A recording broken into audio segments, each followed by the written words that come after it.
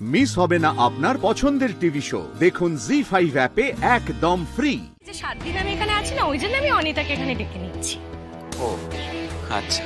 ও আচ্ছা, তো দেখছি তুমি কিছুই জানো না, কিন্তু তুমি অনিতার মেয়ে ডায়মন্ড মন্ডল, তার সাথে তো তোমার খুব ভালো সম্পর্ক, সে তো তোমার খুব কাছের ফ্রেন্ড।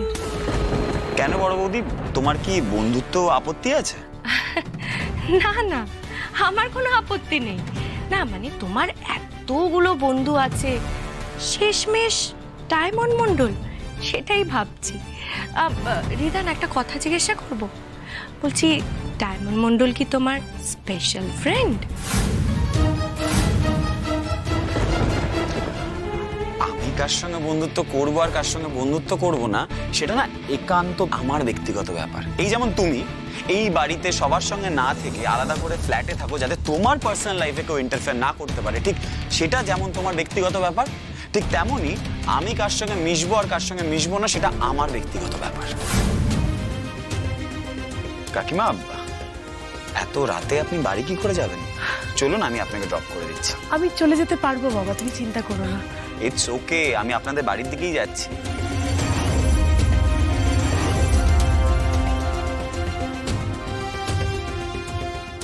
কেন একটা ছেলে আমাদের বাড়িতে বারে বারে আসছে, এতক্ষণ ধরে থাকছে? পাড়ার লোক তো বলবেই, নিশ্চয়ই ওদের দুজনের মধ্যে কিছু একটা চলছে।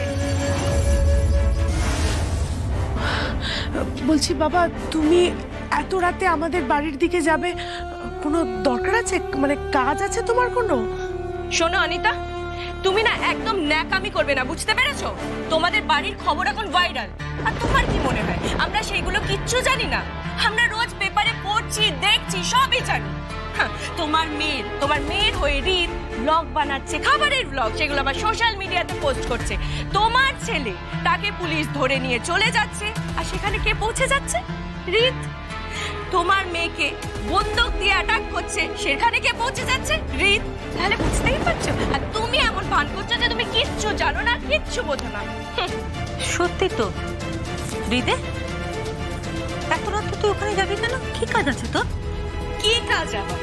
আচ্ছা রিত, তুমি আমায় একটা কথা বলো তো, তুমি যে ডুবে ডুবে জল খাচ্ছ, সেটা কি ভাব আমরা বুঝতে পারি না? হ্যাঁ মা, আপনি প্লিজ আপনার ছেলেকে বলে দিন যে এটা আমাদের একটা রুচি সম্পন্ন পরিবার। ওর জন্য আমার ফ্রেন্ড সার্কেলের কাছে আমাকে কতটা অপমান হতে হয়, এম্বারেস হতে হয়, জানে সেটা? অনিতা আমাদের বাড়িতে কাজ করে, তার মেয়ের সাথে এই বাড়ির ছোট ছেলে ঘুরে বেড়াচ্ছে। বাহ, শুনলি? আর কিভাবে তোকে বোঝাতে হবে? মা, তুই এখন কোথাও বেরোবি না। আমার সত্যিই একটা কাজ আছে।